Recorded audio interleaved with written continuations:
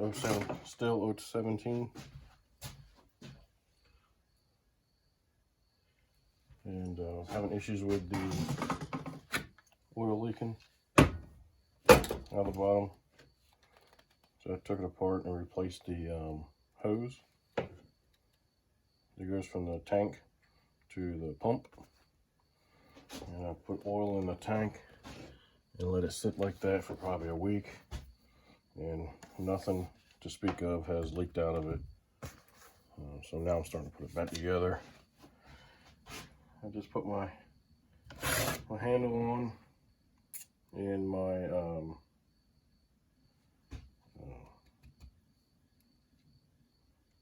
linkages and my air box. And you're going to start snugging things down.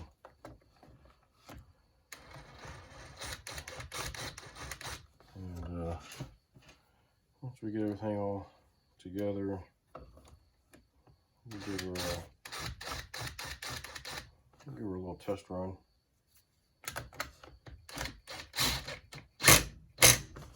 Make sure everything's okay with it. This saw had a mild port job and a muffler mod. So I roughed up my transfers, raised my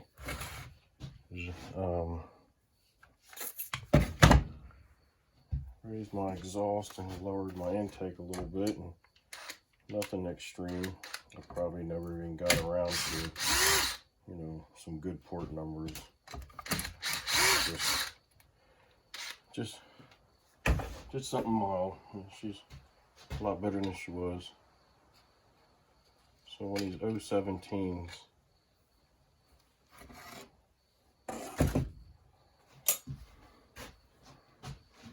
when your 017s, the exhaust, this just has a bunch of little holes drilled all through it, right through here. And I just cut it all out, so I got one big hole. And so this is the front plate that goes on it that directs your exhaust to the side there. And from the factory, these are louvers here. They are actually pinched closed pretty good. There's very, very tiny gap in there, and I just take a pair of these, what I call a pair of duck belt pliers, and I just get in there like that and just open things up a bit. I can breathe a lot better. So just, I mean, you can run it like that. If you're just playing around, racing with her, cutting cookies with her, something like that, yeah, just run it like that.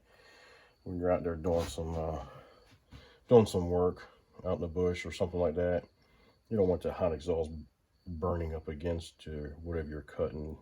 You could cause it to catch fire. So put this back on there. Deflect it off this side for you.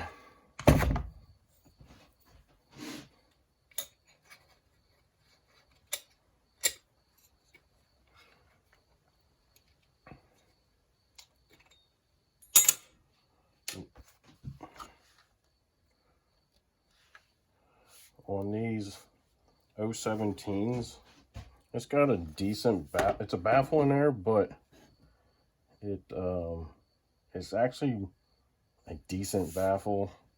Taking it out will probably help it out even more, but you know, a lot of these baffles, they're closed up so badly,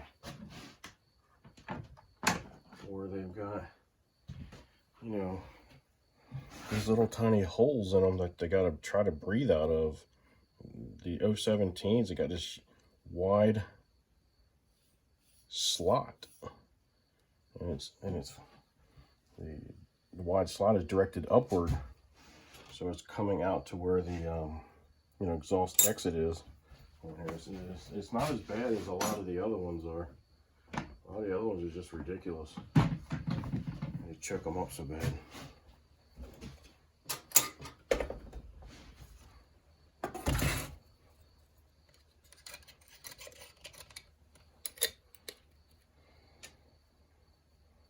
One of the things that I like doing with saws, or anything really, but saws in particular, is when I modify them, or if I'm just modifying it to be a work saw, I kind of want it to look factory. So as you can see here, I've done a muffler mod. I've opened them louvers up, but I put it all back together. You would never know that this was a modded saw until you used it, because it still looks factory.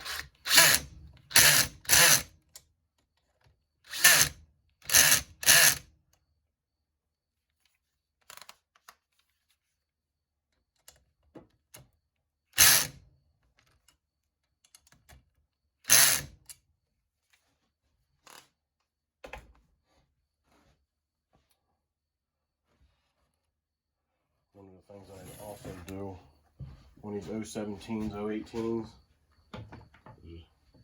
is in the intake. The intake has this little piece in it, right? It just pops out. The first one I did, I didn't realize these actually popped out. And I took a grinder and cut all that out. Yeah, but I realized afterwards that this actually pops out, and just take a screwdriver and flick it out of there, and you're good to go.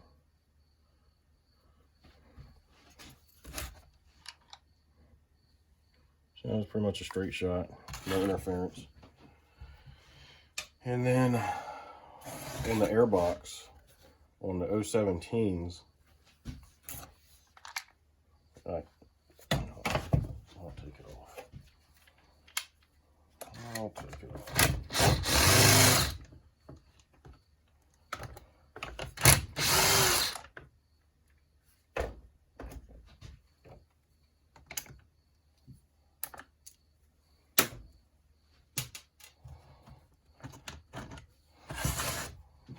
017, on the bottom, you got just little tiny hole on this side, like one little square like that, right?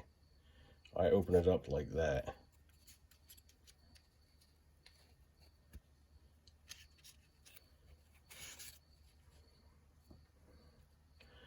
See, I open it like that. Where before it's just a tiny little square there, right? And I open it up to that. This side over here, there's a grid here. I cut all the grid out. This one I left this one little spot in, but on other ones I've actually cut that out also. So it's just one great big square box. On the 018s, I guess they realized that they could use some more air. And 018s are factory. This is closed off, and factory is a great big hole right here, great big one. So, matter of fact, right over there is an 018 that's set up that way. I just put a new carburetor on that one there. I found a fully adjustable carburetor for that. On mine here, I got a fully adjustable carburetor on it also, instead of that one screw carburetor. It's just basically an air bleed. And I've got another 017 up there, and that one's also modded, but it just has their factory carb on that one. And one of those saws, I think it was that one, that 017, I actually bored the carburetor out to a bigger size, and then put it back together.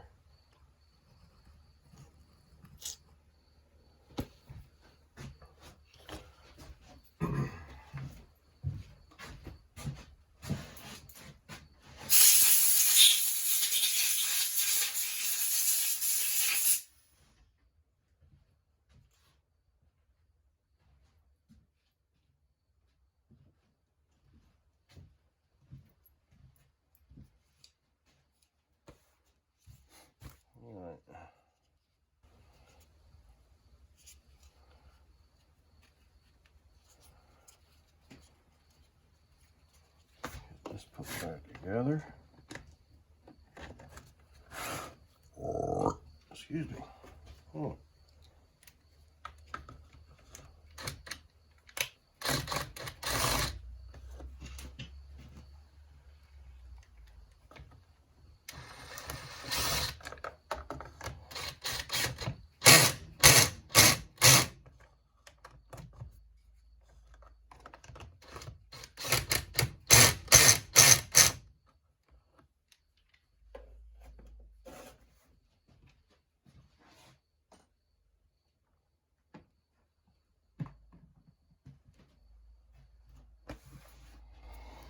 All right.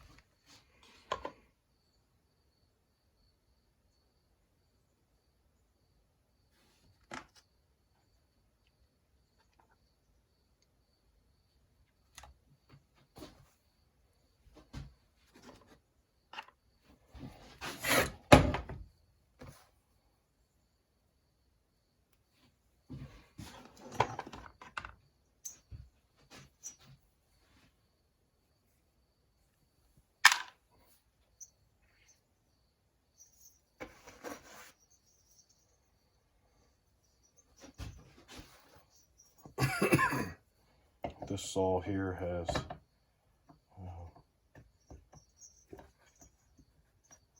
the most part it's stock timing. Oh, it is stock timing. I know the most part about it. This is stock timing. But the one I showed you up in the rafters, that one, ended up shearing off the key on the inside of the flywheel by accident. And I said, well, screw it. This will give me a perfect opportunity to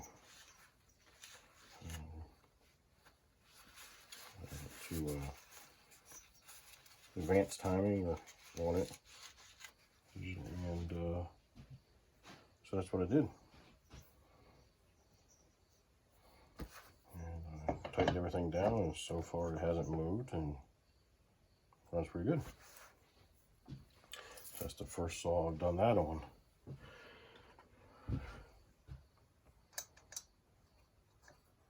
not hard to do. I just had an opportunity and took advantage of it. That's like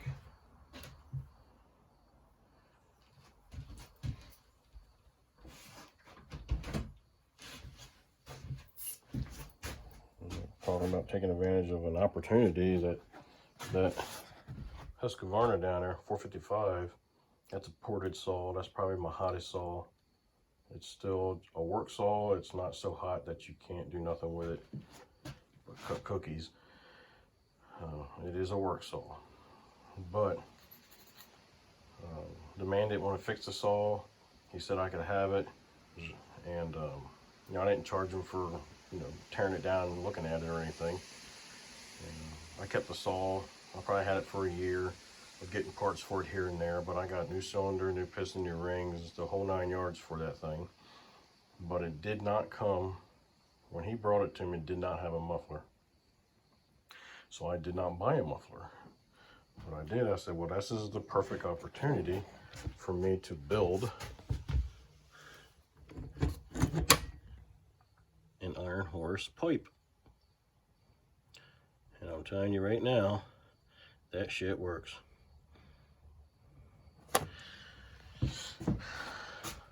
Stock, this is a 55.5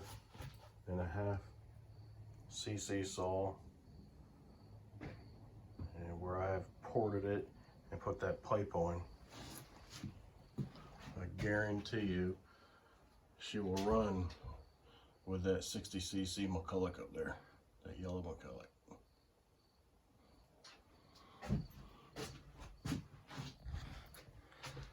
And right now it has a skip chain on it.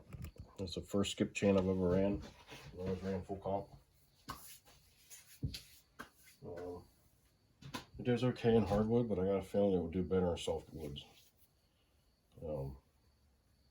I think the full comp, when I did my timing on it, the full comp still beat it by several seconds. I think it was actually a substantial amount of seconds, like 30 seconds or so. The full comp actually did better in the hardwood than that skip. But I figured, you know, didn't want to try a skip. Found an opportunity get some skip, so I tried it out. And of course, when it came in the mail, I stopped everything I was doing. And because I was excited that was here and wanted to try it and see how it worked.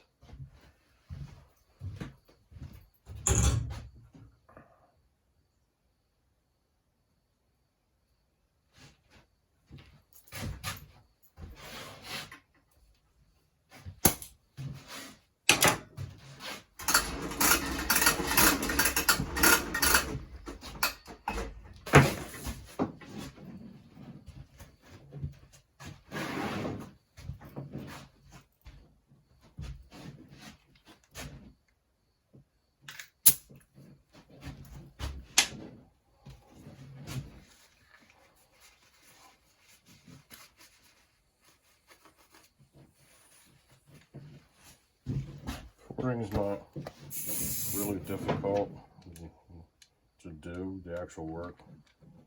Getting your numbers and knowing where to go, or where you want to go, is the biggest thing.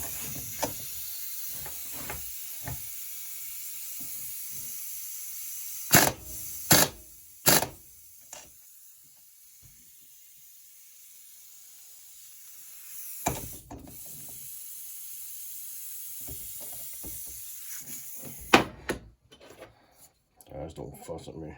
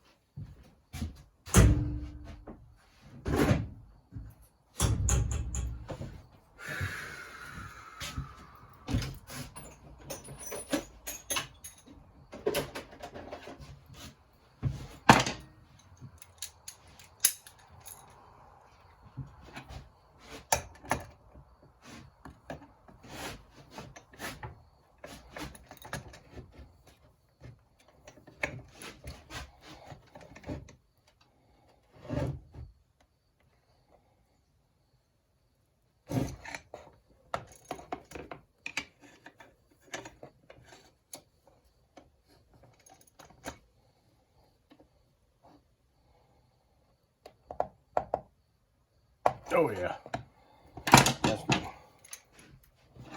That's good.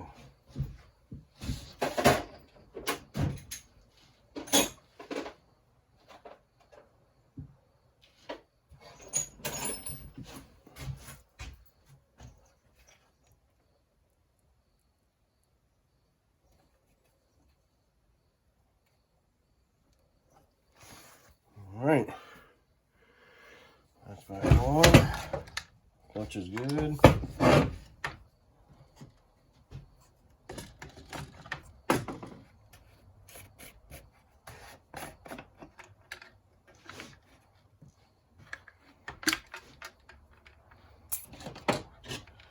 With this storm coming, I ran out of fuel yesterday, so I had about 1.5 gallons left, so I took 1 gallon of that.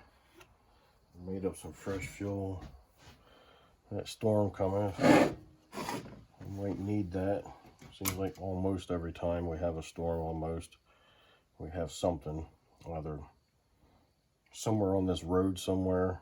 I usually try to keep it clean so I can get back and forth to work instead of waiting on the county to get through here. And typically they're not too long, but still, I don't mind doing it. I'll just go on out there and get it, cut it up and throw it over on the other side of the ditch. I don't throw it in the ditch like the county does, which is stupid. County, they barely cut it past the road. So if you have to edge off the road a little bit, you can still hit the daggone log that's out there. Sometimes the county can be disappointing. You can be a little lazy sometimes.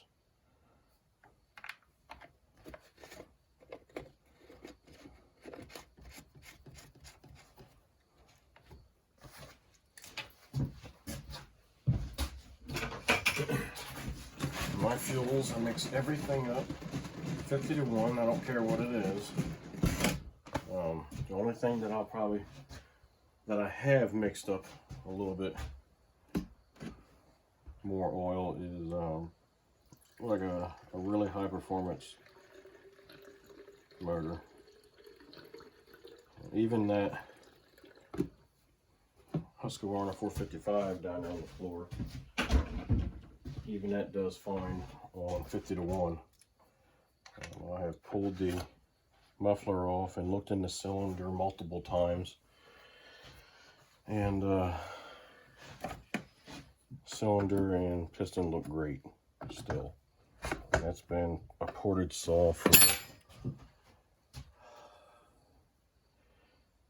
a year and a half. You know, I don't cut tons and tons of wood on a daily basis or nothing, but there's plenty of run time on there.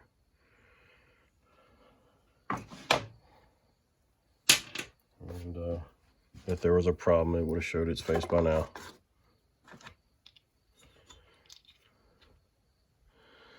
And I believe I'm missing a screw. I'm missing that one.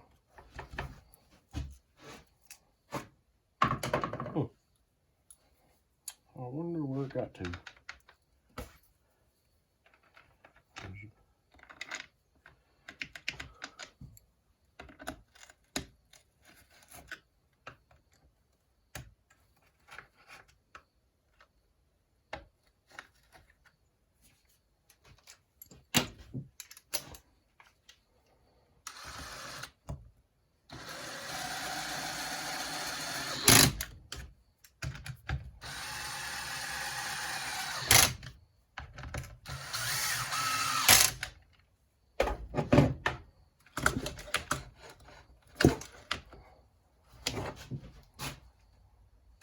Got pretty good compression. Another bar ain't on it, but still. Got really good compression.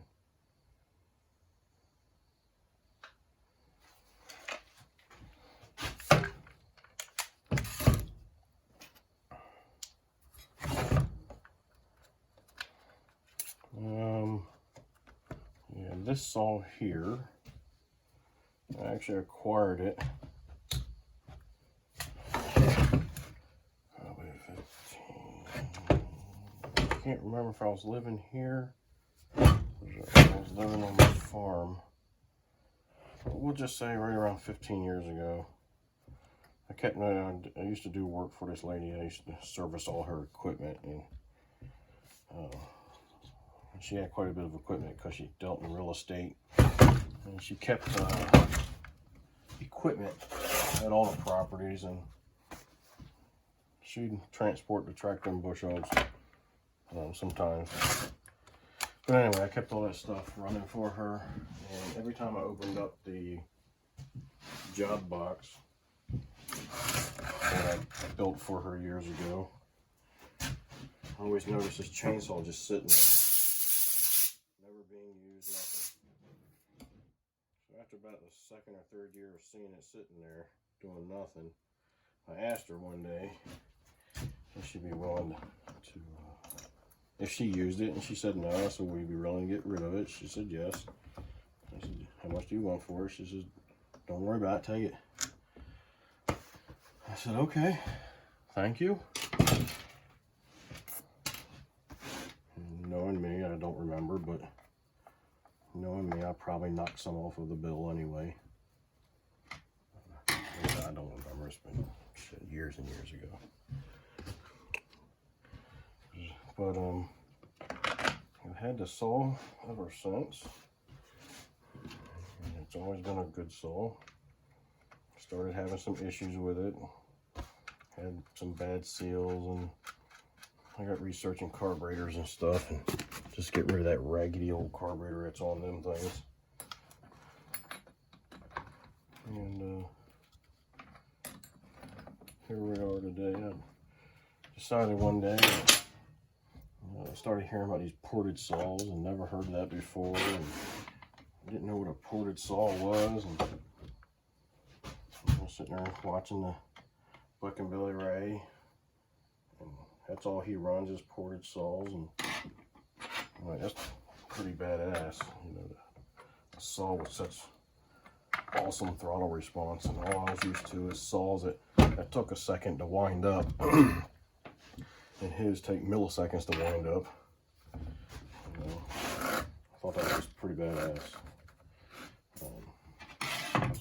So I started watching, he always kept mentioning Iron Horse. Looked him up, started watching his videos on porting, and Bellhopper. They're started taking, you know, their advice and learning from those two guys on how to port stuff, and started doing it myself. Of course, I started always do something new, always work on my own stuff and do it on it first before I attempt anybody else's. I've done porting for other people. I've not charged them for it. But I'm getting to the point, I'm confident enough in what I'm doing with it that, hey, you know, a guy asked me the other day, I've talked about porting with him, he loves saws, he keeps buying them. He does use them, he does cut trees, he does lumber and things like that. And come to me one day and wanted to know how much I would charge. And I told him how much, and I explained why it would cost that much. But that would be my first paid port job, would be that one. A lot of times when I get somebody's trimmer or chainsaw or blower or whatever it might be, two-stroke, and I notice that there's like lots of carbon on the inside or something in the exhaust ports or on top of the piston, I'll go ahead and pull the cylinder. If I pull the cylinder and I get all that carbon cleaned out of there, I might take a few swipes on the intake and a few swipes on the exhaust and rough the intake up a little bit and rough up the transfers and put it back together and just consider it a mild port. And if it's got like louvers on it like that, I'll go ahead and open them louvers up nice and wide, and it runs better. I don't say nothing to the customer about it typically,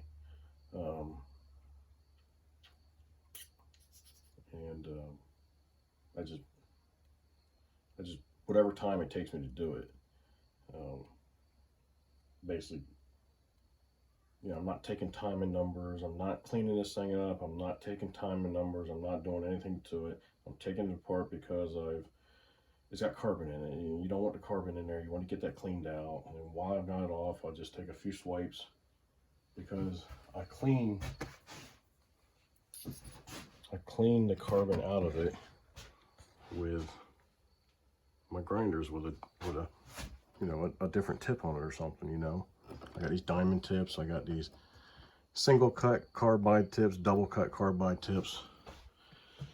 And I'm already in there anyway, so I'll just take a few swipes on the intake, a few swipes on the exhaust, and rough up the intake and transfers, and maybe smooth some stuff out on the transfers or something, but I just call it a mild port. By the way, this is how I started. With this old Craftsman, or not Craftsman, this old Dremel. I've had this thing probably 20 years, and it still runs great. Past 2 years is where it's got its most use since I've had it. I just got stuff hanging up here on these little rods, and this one's on a bungee. I think that's how Bellhopper does his too, on bungees. And I got both of them running off of one variable speed foot switch, and I just back there I plug one in and unplug the other. I can leave them both plugged in if I'm running this one, and this one is a Fordham wannabe, right? And guess what? Yeah, it's a Chicago. Yes, it's from Harbor Freight, but I'm telling you, it's much cheaper, and for what I do, it works great. The only thing I wish it did have, like the Fordhams, is the reverse. because that is very handy when you're going through and porting and you're grinding that port, and you want to be grinding in a certain direction if you're able to do so. So that way you don't start peeling your coating on the inside. But other than that, that thing works great. So, let's give this thing a try. See what we got.